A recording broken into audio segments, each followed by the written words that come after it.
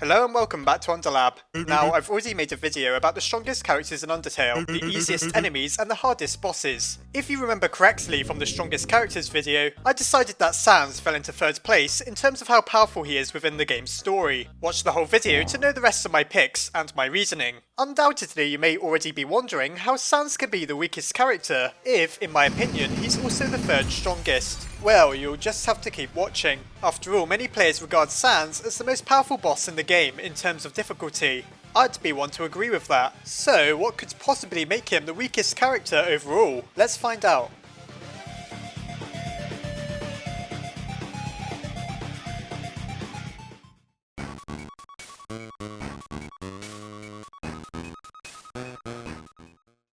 Let's start with a few of the superficial details. Sans is well known for being a lazybones. When he's not sleeping on the job, he just flat out isn't doing it. In fact, Sans is so lazy, so to speak, that you can only motivate him to actually attack you by systematically killing almost every monster in the underground. Now, hold on, he isn't really that lazy. In fact, it's a lot deeper than it seems. It seems as though in one point of his life, Sans actually did care. Quite a lot in fact. At one point though, he realised that he wasn't in control of his own destiny. On the genocide path, he reveals to us that he's been monitoring the timelines with someone else, and that he knows that we can simply end everything on a whim. That's why he seems to be so lazy. He knows he has no real power to change the future, as we're the only ones who can, thanks to our determination which allows us to reload and keep repeating the same actions over and over until we get the result we want. Sans also doesn't attack us because of a promise he made to Toriel. Toriel has always been a pacifist, and she's always opposed the war between humans and monsters, so it's no surprise that she wanted Sans to not attack the next human who came through the doors. In conclusion then, Sans isn't as lethargic as he seems. Really, he's just staying true to a promise he made in secret, all the while being confronted with a dark reality that he can't physically change. So, what does all of that tell us? Well, it explains why Sans is so reluctant to attack us. He has very little motive to do so, outside of his own ambitions to escape to the surface. We know he wants to do so as much as other monsters,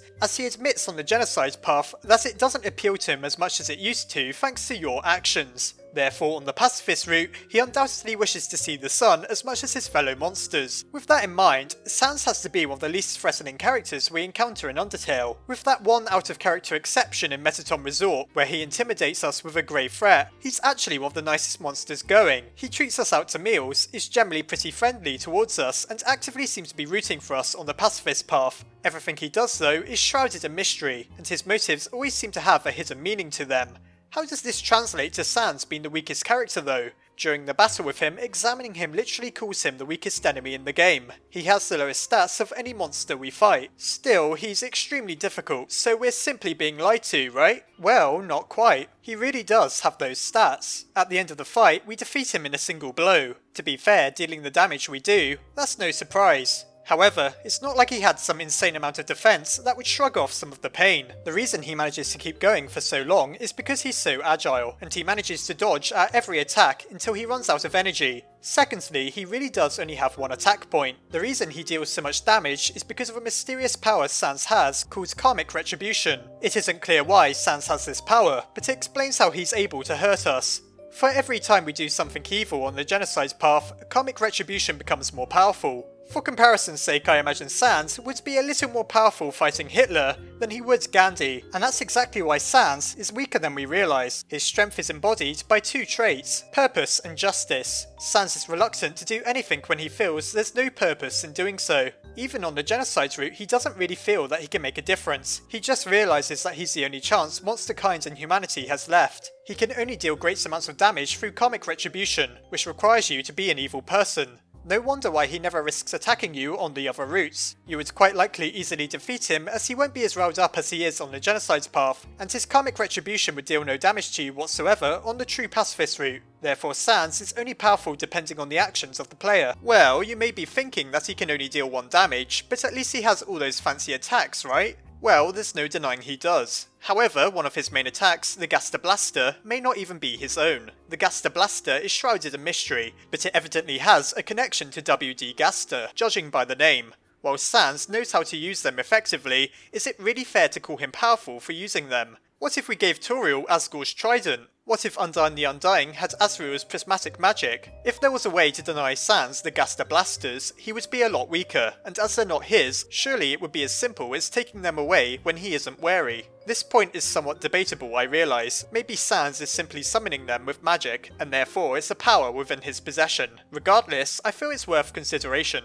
The idea of taking a whole attack away from Sans may seem unrealistic, but remember, exactly the same thing happens to Papyrus. While we don't know for sure what Papyrus's special attack was going to be, many players have theorised that Papyrus can also use Gaster Blasters. Imagine if Sans' brother was shooting lasers at you all the while you were jumping over his bone attacks. Suddenly, Papyrus seems like he could probably match Sans' strength. Therefore, it seems that Sans is pretty dependent on his weapons. If the annoying dog chose to take them away from him like it does with Papyrus, then it seems likely that Sans would be a much less fearsome adversary. However, that doesn't account for Sans' ability to telepathically throw us about the bullet board. He uses this to great effect during the later stages of the fight, keeping us on our toes as up becomes down and down becomes up. As impressive as this attack is, keep in mind that it does no damage by itself. During the final stages of the fight, Sans throws us about the bullet board out of desperation, despite the fact that it doesn't hurt us. Surely Sans would realise this, so perhaps his intention here was to try and damage us with more bones. Is it possible then that by this stage of the fight he ran out of bones to throw at us? Take them away from him and he can't damage us whatsoever, as his telepathic manipulation can only disorient us. That might not really seem fair, but what if he swapped his position with Papyrus? If for whatever reason Sans attacked us on the pacifist route and the annoying dog took away his special attack like it did with Papyrus, Sans would have the advantage of his telepathy, but the disadvantage of dealing only 1 damage. He wouldn't be the weakest monster in the game, but it seems fair to say that he likely wouldn't be any stronger than Papyrus. Sans is a character who does a lot of forward thinking and always seems to have a good idea of the situation he's in. He attacks us on the genocide path because he has good justification for doing so,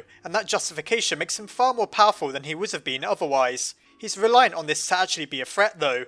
Maybe this is a bit of a stretch, but have you ever considered what the meaning of the song called It's Raining Somewhere Else could be? It's easy enough to just dismiss it as something that's meant to evoke the blues, but maybe it could be referring to the genocide path. Rain connotes sadness, and the genocide path is certainly a depressing route, particularly for Sans. Remember, we don't get to hear the song It's Raining Somewhere Else on the genocide path. This could very well mean then that the place it's raining in is that alternate timeline where the human decided to kill every monster they came across, and Sans was the only one left who had a chance of stopping them. His whole character seems to be intrinsically linked to that point of time in the Judgment Hall, a moment he seems to have known was coming, but didn't know the result of. Is Sans really the weakest character then? Well, compared to something like Whimsun, of course not. But of the major characters with clearly distinguished personalities, it's a possibility. He's reliant on his weapons, karmic retribution, and his intelligence. The latter may very well be why he never attacks us outside of the genocide path. Sans is a rational thinker and a loyal person too,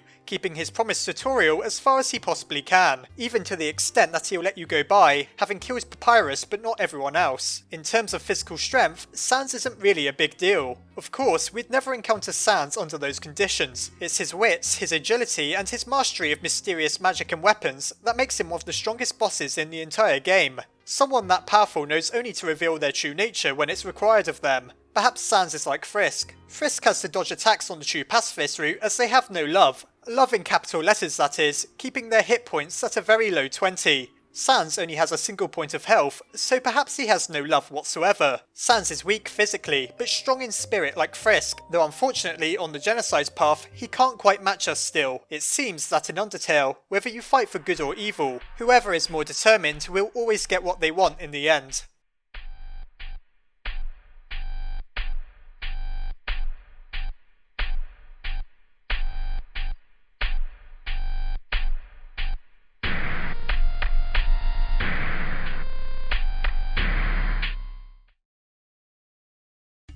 Well, it seems that Sans isn't quite as strong as people think, but perhaps he's stronger in ways we didn't realise. What do you think? Surely a guy who sells hot dogs for a living has to have a few secrets. Maybe you interpret his abilities and skills differently. Let me know in the comments. Anyhow, I've got a train to catch to Metaton Resort. So, as always, I hope you enjoyed the video. Try not to find yourself on the receiving end of a Gaster Blaster, and I'll see you next time.